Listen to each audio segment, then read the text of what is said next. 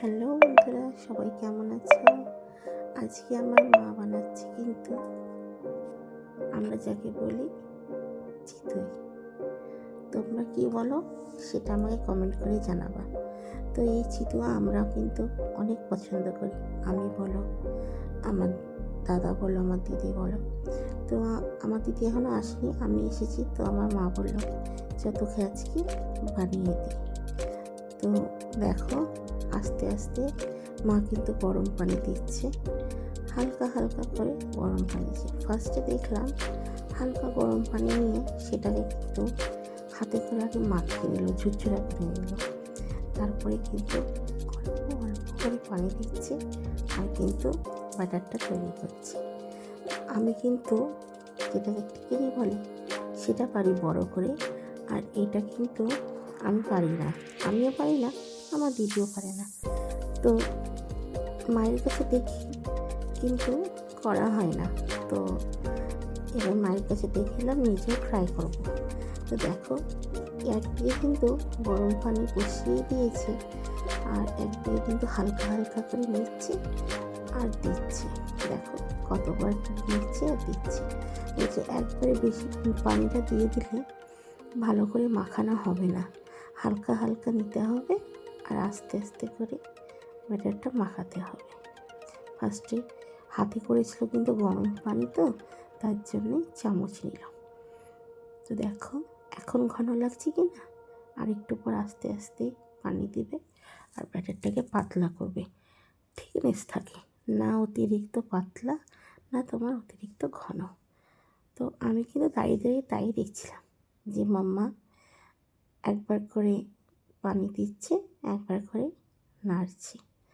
তো এইভাবেই কিন্তু নাড়তে থাকলো। তো দেখো আবার জল নিচ্ছে, বারে বারে জল নিচ্ছে আর বারে বারে ব্যাটারটা নাড়ছে, যেন একটুকুও না ফুটি ফুটি হয় বা গুটলেই হয়ে যায়, যেটাকে আমরা বলি আটার গোটা না ধরে যায়। বলছিল মাখাটাই মেন, যত মাখাবি ততই জিনিসটা ভালো হবে। তো এইভাবে মাখাবি তো ঠিক আছে।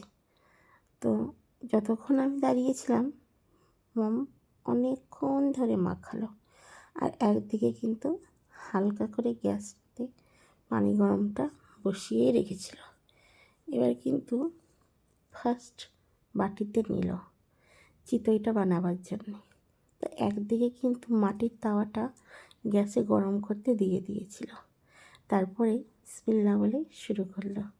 তো দেখো এইভাবে বানাই, দিয়ে ঢাকনা ঢেকে দিল। কিন্তু আমরা যখন ছোট ছিলাম ওই ঢাকনার পাশে চারিদিকে কিন্তু ভিজা কাপড় দিয়ে দিত, কিন্তু ভাপটা বেরিয়ে যাবে বলে। কিন্তু মম বলল এখন কোনো অসুবিধা না, আগে দিত, এখন এমনিই ভালো হবে। তো দেখো কত সুন্দর হয়ে গিয়েছে। এটা ফার্স্ট তো তো একটু হতে বাকি ছিল, দিয়ে হালকা আঁচটা দিয়ে রেখে আবার দেখলো হয়েছে কি না। তো হ্যাঁ, এবার কিন্তু চিতইটা হয়ে গিয়েছে। যাকে তোমরা বলো দুধ পিঠা, দুধ দিয়ে অনেকজনা খায়, আমি কিন্তু আলু রান্না দিয়ে পছন্দ করি আর খেজুরের গুড় দিয়ে। দুধ দিয়েও খাই কিন্তু একটু অল্প খাই। এদিকে কিন্তু একটা কিন্তু চিতই হয়ে গিয়েছে, আবার আর একটা দেবে, তার জন্যে আবার তোমার জল দিয়ে নাড়তে লাগলো। এবার দেখো ঘন না বেশি পাতলা না বেশি ঘন। তো এটা কিন্তু দ্বিতীয় নাম্বার চিতই হবে। দিয়ে আবার সেই আগেকার প্রসেসের মতন বাটিতে করে তুলে দিয়ে দিল, দিয়ে আবার ঢাকনাতে কিন্তু ঢেকে দিবে।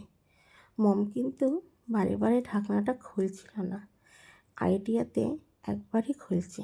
আর যখনই ঢাকনাটা ওঠাচ্ছে তখন দেখছি না হয়ে গিয়েছে। দেখো কত সুন্দর হয়েছে। এটা তৃতীয় নাম্বার পিঠা।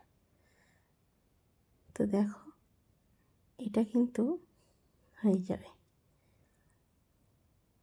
এই করে তৃতীয় নাম্বার হয়ে গেল, আর বাকিও এইভাবেই করেছে। তো তোমাদের আমার মায়ের পিঠা রান্না কেমন লাগলো তোমরা কিন্তু কমেন্টে জানায়ও।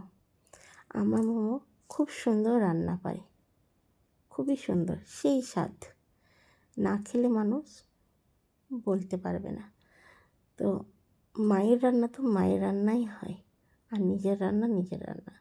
নিজের রান্নার থেকে মায়ের রান্না বেশি ভালো। তো দেখো, সব কয়টা চিতই কিন্তু পারফেক্টভাবে হয়েছে। আর আমি যে কয়দিন থাকবো আমার মায়ের বাড়িতে, আমি কিন্তু যা যা রেসিপি হবে সেইগুলো শেয়ার করব। প্লিজ ফলো করবা, সাবস্ক্রাইব করবা, লাইক কমেন্ট।